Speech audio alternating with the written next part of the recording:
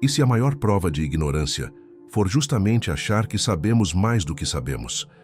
A ilusão do saber acompanha o ser humano desde sempre, e talvez por isso o espanto diante do efeito Dunning-Kruger seja, ao mesmo tempo, tão moderno e tão antigo. A confiança desproporcional daqueles que menos entendem sobre um assunto não é apenas um fenômeno psicológico mensurável. É também uma expressão profunda da relação que cada um estabelece com a própria mente. Acreditar que se sabe mais do que se sabe não é apenas um erro de cálculo, mas um mecanismo interno que protege a autoimagem e evita o confronto com o desconhecido.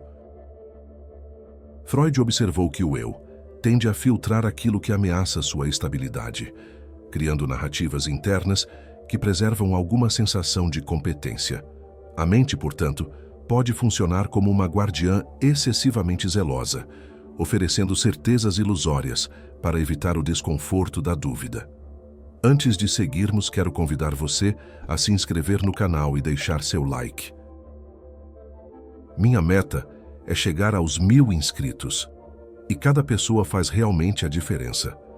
Deixe sua opinião nos comentários. Quando alguém está no auge da confiança injustificada, experimenta algo semelhante ao que se denomina o monte da estupidez, um estágio inicial em que o pouco conhecimento adquirido basta para gerar a sensação de domínio total. É um território onde a ignorância se fantasia de lucidez. Schopenhauer afirmou que grande parte das opiniões humanas é formada não pelo exame das coisas, mas pela repetição do que parece conveniente ou imediato. Tal perspectiva ajuda a entender por que convicções frágeis se tornam tão firmes. Elas não nascem da realidade, mas da aparência. E a aparência costuma ser sedutora, porque exige menos esforço e entrega uma sensação de controle rápido e barato. Se alguém observa atentamente seu próprio cotidiano, talvez encontre vestígios desse dinamismo interno. Quantas vezes você já opinou com firmeza sobre algo que, no fundo, conhecia apenas superficialmente?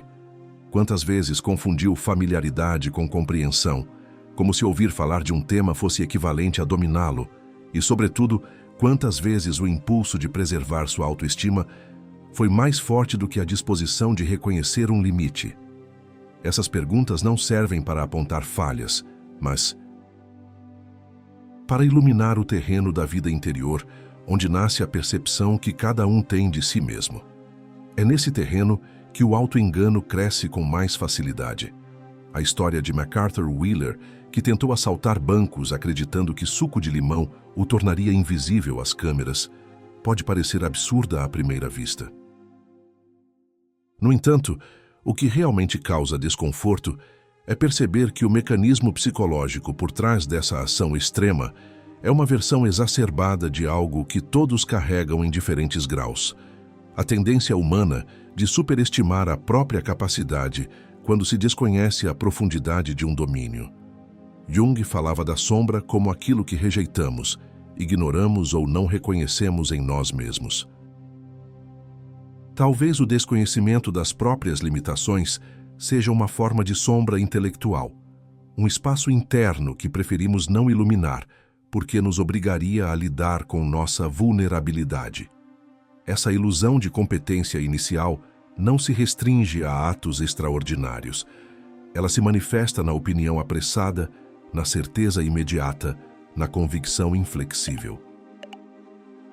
Nietzsche criticava aquilo que chamava de pensamento preguiçoso, a disposição de aceitar respostas prontas e fossilizadas para evitar o esforço de pensar por conta própria. Para ele, a verdadeira força intelectual não estava em colecionar certezas, mas em suportar o peso do questionamento. A autoconfiança desmedida é confortável. A dúvida exige coragem. E é justamente por isso que, em muitos ambientes, especialmente nas redes sociais, a certeza superficial triunfa, enquanto a reflexão é vista como hesitação. Se a cultura promove continuamente opiniões rápidas e supostamente definitivas, como alguém pode desenvolver uma percepção mais realista de si mesmo? A vida interior torna-se, então, um refúgio necessário. Ao voltar-se para si, o indivíduo pode perceber que sua mente não é um instrumento transparente, mas um sistema complexo sujeito a ilusões e distorções. Montaigne, que dedicou seus ensaios a investigar a si mesmo, ressaltava a fragilidade de nossas próprias percepções e a necessidade de constante revisão. Ele não reivindicava saber menos, mas entendia que apenas a consciência da própria ignorância permitiria um conhecimento mais verdadeiro. A pergunta que se impõe é: com que frequência você se observa honestamente, sem defensividade, sem pressa de concluir, apenas atento aos contornos reais do que sabe e do que não sabe? O efeito Dunning-Kruger revela também uma assimetria interessante. Quanto menos alguém domina um assunto, menos ferramentas possui para reconhecer seus erros. Isso significa que o julgamento que fazemos de nós mesmos raramente é neutro. Freud enfatizava que a mente não é uma observadora imparcial de si própria. Ela é, ao mesmo tempo, objeto e sujeito do processo. Assim, a mesma estrutura que erra é aquela que avalia o erro. Essa dinâmica cria um problema. Como confiar na percepção que temos de nossa própria competência, se essa percepção é moldada por mecanismos que desejam, acima de tudo, preservar o conforto psicológico? Essa questão nos conduz a outra reflexão. Como distinguir entre confiança saudável e presunção? Certamente não se trata de cultivar insegurança constante, mas de desenvolver uma forma de humildade que não é submissão, e sim lucidez. Em vez de afirmar-se por convicções frágeis, essa humildade se apoia em consciência crítica. Ela não impede a ação, mas impede a cegueira. Não paralisa, mas esclarece. Nesse sentido, reconhecer limites não diminui ninguém. Pelo contrário, amplia a capacidade de crescer. O problema não é ignorar, mas desconhecer a própria ignorância. A vida interior oferece o espaço necessário para esse tipo de investigação. Quando alguém se permite questionar suas certezas e examinar suas motivações, começa a notar que a confiança excessiva muitas vezes esconde medo. Medo de parecer fraco, de não ter valor, de não ser admirado ou reconhecido. Por trás da convicção ruidosa, pode haver uma insegurança silenciosa. A pergunta que surge é: você está afirmando algo porque realmente conhece o assunto ou porque teme o desconforto de dizer "não sei"? A resposta, ainda que íntima, revela muito sobre como você se relaciona consigo mesmo. Também é importante perceber que vivemos em uma sociedade que recompensa a aparência de segurança, não a profundidade. As redes sociais amplificam as certezas e punem a dúvida, enquanto a reflexão exige tempo, silêncio e disposição para errar. Não é fácil resistir ao impulso de exibir sabedoria instantânea quando todos parecem ter opinião sobre tudo.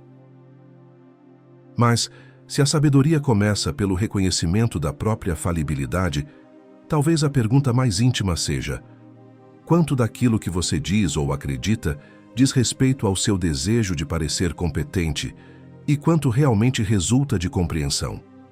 Se a ilusão do saber é tão comum, é porque ela serve a funções psicológicas profundas.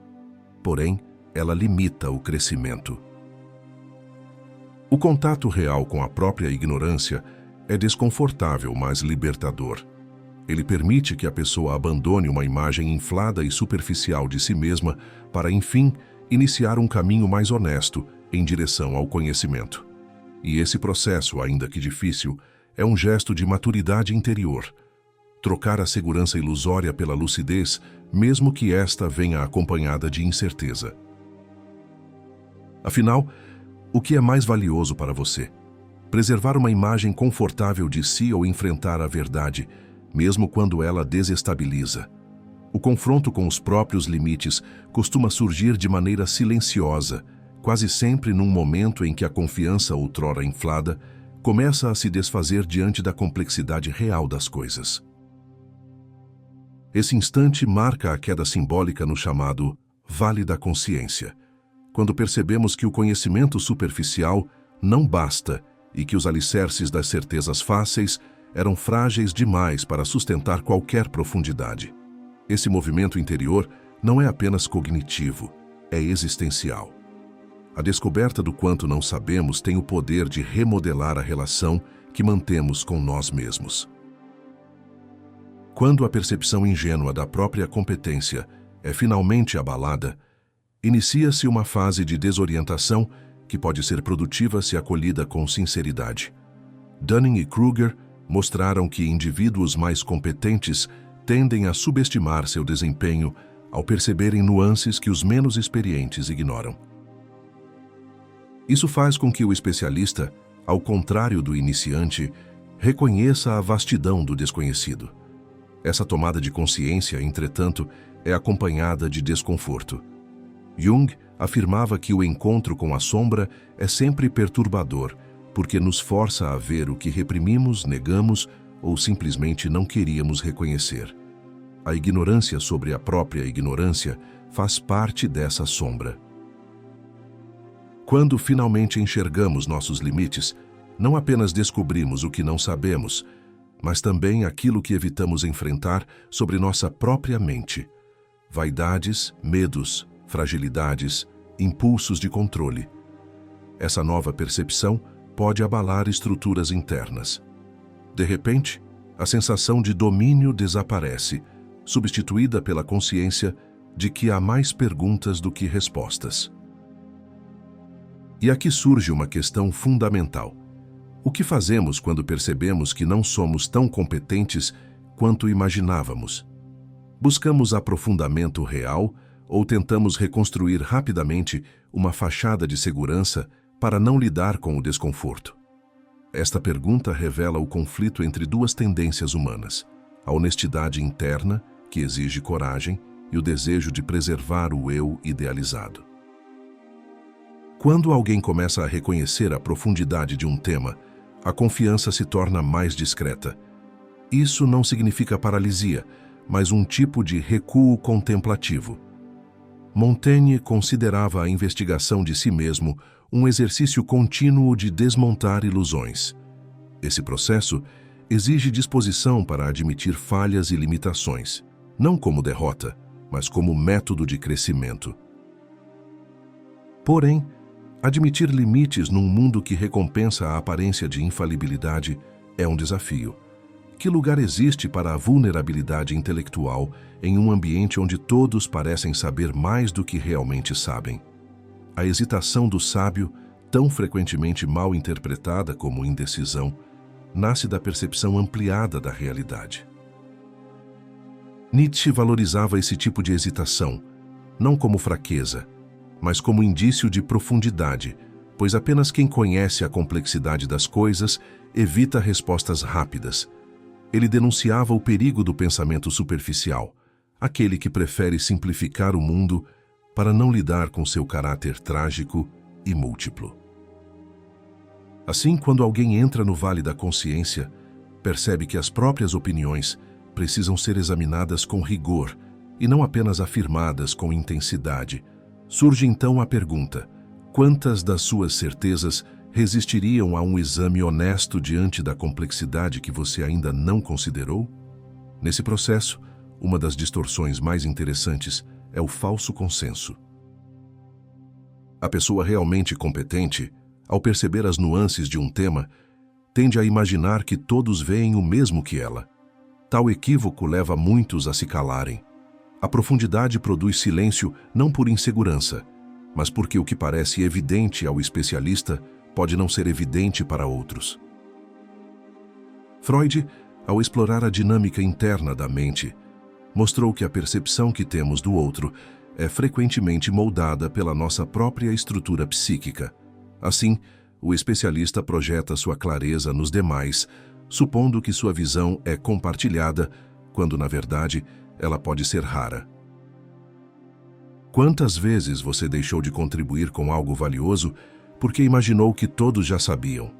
Quantas oportunidades de diálogo se perderam porque você subestimou o alcance da sua própria compreensão? Esse silêncio dos competentes contrasta com o barulho dos que pouco sabem. A fase intermediária do desenvolvimento intelectual revela esse paradoxo. Quanto mais alguém entende, mais percebe o risco de afirmar precipitadamente. Quanto menos compreende, mais acredita possuir respostas definitivas. Camus escreveu sobre o absurdo como a tensão entre o desejo humano de clareza e a natureza contraditória do mundo. Esse absurdo também se manifesta no conflito interno de quem percebe sua ignorância.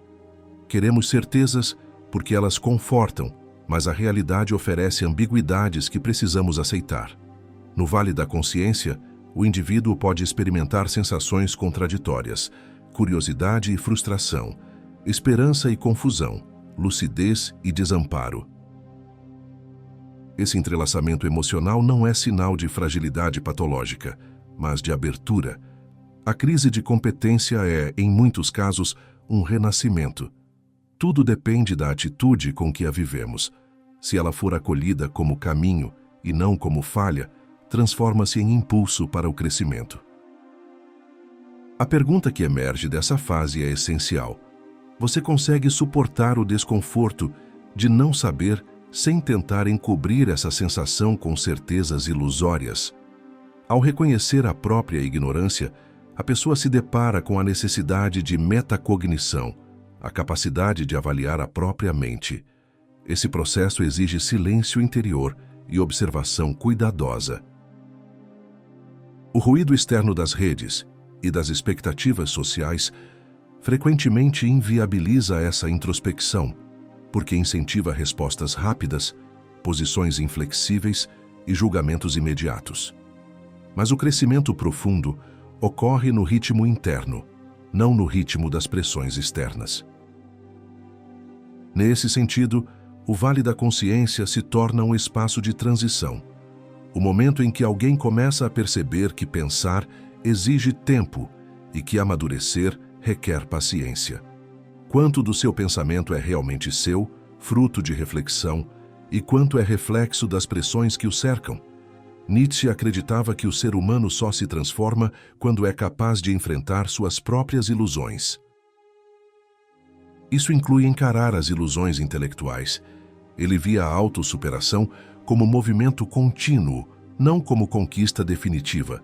Dessa perspectiva, a fase em que percebemos o quanto não sabemos é essencial. É o rompimento com a primeira ingenuidade. Não se trata de rejeitar todo o conhecimento, mas de purificá-lo. A pergunta que se coloca não é apenas o que você sabe, mas como você sabe. Que métodos usa? Que fontes consulta? Que preconceitos influenciam seu julgamento? Jung diria que esse contato com a limitação provoca ansiedade, porque desestabiliza a identidade consciente. A sombra intelectual, antes ignorada, agora se manifesta. E como toda sombra, ela exige integração. Integrar significa reconhecer que a ignorância faz parte de quem somos, que a mente tem limites e que a humildade não é derrota, mas condição para crescer. Qual parte de você resiste a aceitar limitações e por quê? Essa pergunta pode revelar zonas internas que precisam ser cuidadas, não reprimidas. A vulnerabilidade que surge no vale não é apenas cognitiva, mas afetiva. Ela nos ensina que o saber não é acúmulo, mas relação. Relação consigo, com os outros e com o mundo.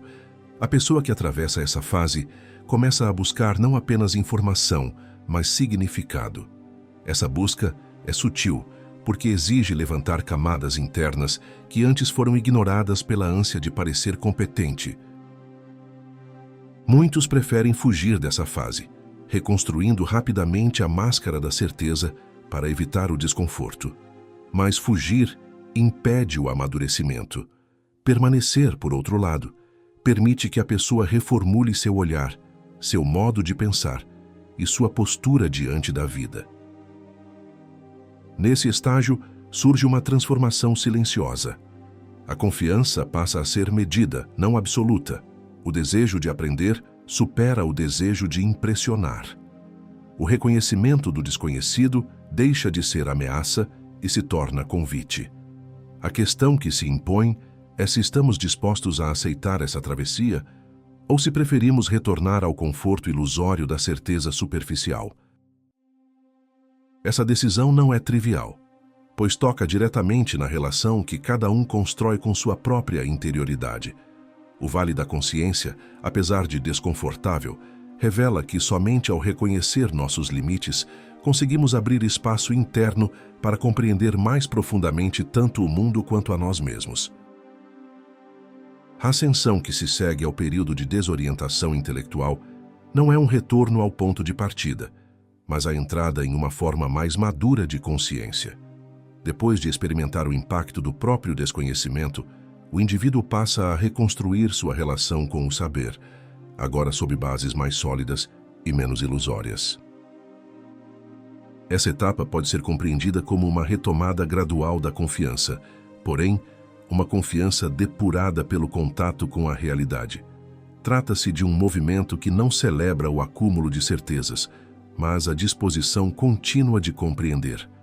O que impulsiona essa nova fase não é mais a vaidade de parecer competente, mas a serenidade de reconhecer que o aprendizado é interminável. Schopenhauer considerava que a clareza interior depende tanto do que se sabe quanto da consciência de que o conhecimento humano é limitado. Essa perspectiva sustenta uma ética do pensamento que privilegia a lucidez em vez da presunção. Ao adotar essa postura, a pessoa passa a resistir às simplificações fáceis e se volta para a precisão. Ela entende que a verdade não se deixa capturar por atalhos. Nesse novo modo de pensar, a confiança não se baseia em narrativas grandiosas sobre si mesmo, mas na honestidade intelectual que nasce da observação rigorosa e da autocrítica. Surge então uma pergunta essencial: você busca a verdade ou apenas aquilo que confirma a imagem que deseja preservar? O retorno da confiança se dá de modo lento, quase artesanal. Freud observou que o eu precisa constantemente reorganizar suas estruturas internas para lidar com o que descobre sobre si. Essa reorganização não ocorre por meio de impulsos súbitos, mas por trabalho contínuo. Na fase de reconstrução, aquilo que antes era apenas intuição se converte em método. A pessoa passa a investigar suas próprias ideias, suas motivações, suas reações afetivas ao aprender algo novo. Percebe que compreender não é só uma tarefa cognitiva, mas uma interação permanente entre o que pensamos e o que tememos. E quando o medo deixa de dirigir o processo, nasce um saber mais livre, menos condicionado pelas defesas egóicas. Quais partes de suas crenças você defende, não porque são verdadeiras, mas porque lhe trazem conforto emocional? Essa nova forma de conhecimento também exige cuidado com o excesso de informação. Nietzsche criticava a tendência de acumular fatos sem digeri-los, pois isso produz uma erudição superficial que impede a sabedoria. Para ele, saber é selecionar, integrar, transformar. A rampa da iluminação, nesse sentido, não é uma metáfora para entusiasmo irrefletido, mas para disciplina interior. O indivíduo deixa de se impressionar com o volume do que conhece e passa a se orientar pela profundidade do que compreende. E essa profundidade nasce da capacidade de conectar ideias a experiências vividas. Assim surge outra questão. O conhecimento que você busca transforma sua vida interior ou apenas alimenta a sensação de movimento? Montaigne, ao examinar sua própria mente, reconhecia que não há avanço intelectual verdadeiro sem revisão constante. Ele via o pensamento como um organismo vivo, que precisa de espaço para respirar, mudar e se contradizer. Essa flexibilidade não é sinal de inconsistência, mas de vitalidade. Na etapa da ascensão, a pessoa aprende a conviver com a revisão contínua de suas conclusões. Ela não teme mudar de opinião quando encontra argumentos melhores. Essa atitude requer coragem, pois implica abrir mão de antigas convicções e assumir que, até ali, havia compreendido apenas parte do caminho. Conseguir mudar de ideia sem sentir que isso fere a identidade é uma forma de liberdade interior. Quanto de sua identidade está amarrada às opiniões que você defende e quanto estaria disposto a rever se encontrasse razões mais fortes? A convivência com perspectivas divergentes torna-se fundamental. Nietzsche via no encontro com o diferente a possibilidade de expansão do espírito. A verdadeira força não está em fechar-se em si mesmo, mas em permitir que outras visões desafiem nossas estruturas internas. Já Jung interpretava esse processo como uma ampliação da consciência, pela qual o indivíduo integra aspectos antes ignorados. Ao dialogar com ideias opostas, não se trata de abandonar as próprias convicções, mas de testá-las, de submetê-las ao confronto que produz maturidade.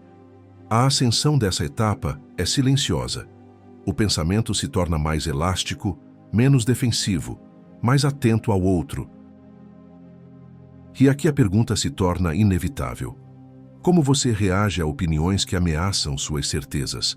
Com abertura ou com resistência imediata? Essa flexibilidade intelectual conduz a uma forma mais profunda de humildade. Diferentemente da submissão, essa humildade nasce da clareza. Ela não diminui o valor do indivíduo, ao contrário, fortalece-o. A pessoa entende que o saber não a coloca acima dos outros, mas a integra de maneira mais honesta na comunidade humana. Freud lembrava que a mente humana é essencialmente limitada e contraditória, e reconhecer isso não é uma derrota, mas um passo decisivo para o amadurecimento. A humildade dessa fase é ativa. Ela se expressa na disposição de ouvir, refletir, reformular. Não há medo da dúvida, porque a dúvida já não é vista como sinal de incompetência, mas como parte legítima do processo de compreender. Qual é a sua relação com a dúvida? Ela o paralisa ou o estimula? O silêncio também ganha novo significado. Nas fases iniciais, o silêncio pode ter sido produto de insegurança. Nessa etapa, ele passa a ser fruto de discernimento. Jung destacava a importância da interioridade, do espaço interno onde as ideias se organizam antes de serem expressas. O indivíduo que amadurece intelectualmente aprende a falar quando necessário e a calar quando percebe que ainda não compreendeu o suficiente. Esse silêncio é terreno fértil, uma pausa que permite que pensamentos se solidifiquem. A pergunta que se impõe é: quanto do seu silêncio é medo e quanto é sabedoria? Com o tempo, a confiança real retorna. Não uma confiança inflada, mas firme. O indivíduo percebe que pensar bem exige trabalho, mas também percebe que está mais apto para esse trabalho do que antes. Ele já não busca demonstrar inteligência, mas exercê-la. Consegue reconhecer seus limites, sem que isso abale sua identidade.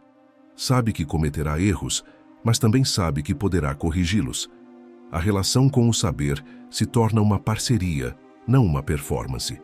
Surge a serenidade de aceitar que o conhecimento é sempre provisório, porém valioso.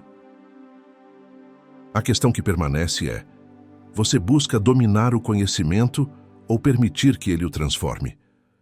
Camus argumentava que a lucidez é uma das experiências mais exigentes da existência humana, pois ela nos obriga a encarar o mundo sem ilusões. No contexto dessa etapa, a lucidez também envolve aceitar que não há chegada final. A ascensão na rampa não culmina em uma montanha definitiva, mas em um movimento contínuo de se aproximar da verdade. A pessoa compreende que o entendimento sempre se renova, que cada nova descoberta abre portas para outras perguntas, e que isso não é motivo de frustração, mas de vitalidade. Afinal, que sentido haveria em um mundo onde nada mais pudesse ser questionado? Nesse estágio, o saber se une à vida interior. Não há separação entre teoria e experiência. A pessoa passa a observar seu modo de agir, de julgar, de reagir, percebendo o quanto o aprendizado influencia seu modo de existir. O conhecimento deixa de ser mero adorno intelectual e se torna orientação. Surge então uma última pergunta. O que você faz com aquilo que aprende? O conhecimento transforma sua forma de viver ou permanece preso à abstração? É nesse horizonte que a verdadeira inteligência começa a se consolidar, não como um acúmulo de certezas, mas como uma disposição permanente de compreender, rever, integrar e continuar caminhando. A maturação da consciência nesse estágio mais avançado não se expressa em grandes declarações, mas em um modo de estar no mundo que integra reflexão, autocrítica e presença interior. Trata-se de uma sabedoria que não se afirma como conquista final, mas como disposição contínua para aprofundar o próprio olhar.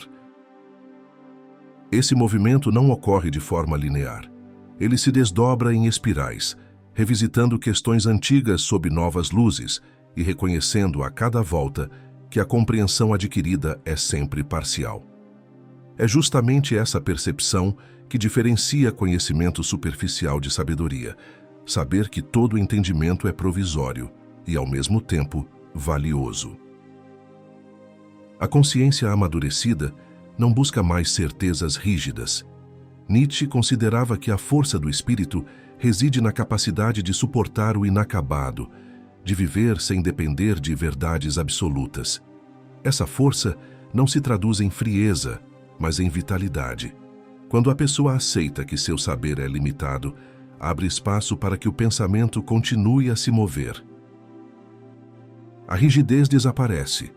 Em seu lugar surge a elasticidade intelectual, que permite responder ao mundo com nuance. Mas essa elasticidade exige renúncia, a renúncia ao desejo de controle absoluto. A pergunta que emerge é decisiva. Quanto da sua necessidade de ter respostas prontas está relacionado a um medo profundo da vulnerabilidade? Na ascensão dessa etapa, a humildade se torna o eixo da inteligência. Não uma humildade performativa, mas uma compreensão genuína dos limites estruturais da mente humana. Schopenhauer observava que o intelecto é apenas uma parte diminuta da totalidade da vida psíquica, e que nossa razão frequentemente se ilude sobre seu próprio alcance. Reconhecer isso não diminui o indivíduo. Ao contrário, permite que ele coloque seu pensamento no lugar adequado, evitando tanto a arrogância quanto a submissão. O saber amadurecido não precisa se impor, porque está ancorado na clareza e não na vaidade. Essa clareza levanta outra questão. Você usa seu conhecimento como instrumento de compreensão ou como forma de se afirmar diante dos outros? A convivência com ideias divergentes torna-se um laboratório de crescimento. Não se trata de relativizar tudo, mas de perceber que a realidade é multifacetada. Jung interpretava esse encontro com a alteridade como um passo essencial para ampliar o campo de consciência, pois o outro funciona como espelho das zonas internas que preferimos ignorar. Ao escutar perspectivas diferentes, não apenas aprendemos sobre o mundo, mas sobre nós mesmos, sobre as reações que emergem, sobre a defensividade que surge, sobre os pontos cegos que resistem à luz. Esse movimento convida a uma reflexão íntima.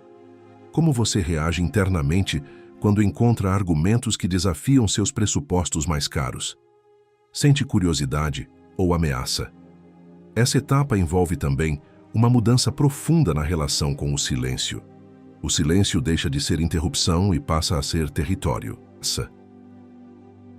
Freud via o inconsciente como uma vasta região silenciosa, cujos conteúdos influenciam nossos pensamentos e ações, mesmo quando não percebemos. O silêncio reflexivo permite que essas camadas internas se tornem visíveis. É no intervalo entre uma ideia e outra que frequentemente ocorre a clareza. A pessoa que amadurece intelectualmente aprende a reconhecer a fertilidade desse espaço. E se pergunta, em que medida você permite que o silêncio faça parte do seu processo de pensar, ou tem preenchido todo vazio com estímulos para evitar o encontro consigo mesmo? A ascensão da consciência também implica uma reconciliação com o erro. Em estágios anteriores, o erro é vivido com vergonha ou negação, pois ameaça a imagem que o eu construiu. Agora, porém, o erro é visto como parte constitutiva do aprendizado. Montaigne considerava que revisitar enganos é tão importante quanto adquirir novos conhecimentos, porque é justamente na revisão que a inteligência se aprofunda. O erro deixa de ser sinal de insuficiência e se torna oportunidade. Isso exige coragem para se perguntar: quais erros você ainda evita revisitar por medo do que eles revelam sobre você? Nesse modo de viver, o conhecimento deixa de ser acúmulo abstrato e se torna prática existencial. A pessoa internaliza aquilo que aprende, permitindo que o saber transforme sua maneira de perceber, reagir e se relacionar. Gramsci falava da lucidez como uma ética, ver o mundo como ele é, sem adornos, e ainda assim escolher agir de modo responsável. Essa lucidez não é pessimismo, mas maturidade. Ela permite que o indivíduo se coloque de forma mais consciente no fluxo da vida, reconhecendo tanto seu alcance quanto suas limitações. A lucidez gera um tipo de liberdade interior que não depende da aprovação externa. A pergunta que se coloca é: o conhecimento que você cultiva está moldando seu modo de agir no mundo ou permanece restrito ao intelecto? Essa liberdade permite também que a pessoa se desprenda do impulso de vencer debates, de demonstrar superioridade ou de disputar quem está certo. Nietzsche via grandeza na capacidade de transcender a necessidade de comparação. Quando se alcança essa etapa, o diálogo deixa de ser um campo de batalha e se torna espaço de construção mútua. Não há urgência em ganhar, porque o foco está no desvelar da verdade, não na afirmação do ego. Isso exige uma pergunta honesta. Quantas vezes sua argumentação é motivada pelo desejo de compreensão e quantas pela necessidade de prevalecer? A consciência amadurecida cria uma nova relação com o tempo. O pensamento já não busca conclusões imediatas, ele se permite maturar. Freud observava que o trabalho psíquico profundo exige duração e não há atalhos para a integração verdadeira. A rapidez que caracteriza outras fases é substituída por um ritmo mais orgânico. Isso não significa lentidão excessiva, mas capacidade de esperar que as ideias encontrem seu lugar. Essa espera é ativa, não passiva. Nesse sentido, a pessoa aprende a distinguir urgência real de ansiedade interna. A questão que surge é: como você administra o tempo de compreender? Deixa-se dominar pela pressa ou permite que o pensamento se desenvolva organicamente? Ao integrar essas dimensões, a pessoa atinge um tipo de confiança que não precisa se exibir. Jung chamava isso de individuação, um processo no qual o indivíduo se torna mais inteiro, não porque elimina suas contradições, mas porque aprende a integrá-las. A sabedoria dessa fase não consiste em eliminar dúvidas, mas em conviver com elas sem perder o eixo. Trata-se de sustentar a tensão entre saber e não saber, entre clareza e incerteza, entre firmeza e flexibilidade. Essa sustentação exige profundidade emocional e intelectual. Surge então uma pergunta decisiva: você consegue permanecer íntegro mesmo quando não possui todas as respostas? O saber se converte, nesse momento, em responsabilidade. Não uma responsabilidade pesada, mas consciente. O indivíduo entende que sua compreensão do mundo afeta suas ações, suas relações e sua ética. Schopenhauer diria que a verdadeira inteligência é inseparável da compaixão, porque compreender a complexidade da vida também significa reconhecer a fragilidade alheia. Assim, a maturação intelectual desemboca em uma postura mais cuidadosa diante dos outros. O conhecimento se torna cuidado. Isso conduz a mais uma reflexão. Como o que você aprendeu afeta a maneira como trata aqueles que sabem menos ou pensam diferente?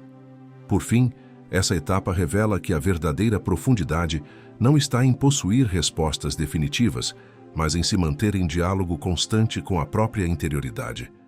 Esse diálogo é exigente e contínuo. Ele envolve confrontar ilusões, revisar crenças, acolher dúvidas, integrar contradições e manter-se disponível ao novo. Não se trata de um fim, mas de uma forma de caminhar. A consciência madura não busca encerramentos, busca movimento, não procura último degrau, mas direção. A vida interior torna-se o fio que orienta cada passo, cada reflexão, cada gesto. Que a pergunta que permanece sempre aberta é se estamos dispostos a viver nessa abertura, com coragem suficiente para permitir que o conhecimento nos transforme de maneira profunda e constante. A verdadeira lucidez nasce quando reconhecemos nossas ilusões, integramos a dúvida e permitimos que o desconhecido nos transforme. Nesse contínuo diálogo interior, descobrimos que saber não é possuir respostas, mas permanecer despertos, caminhando com humildade, consciência e coragem diante do mistério que nos habita.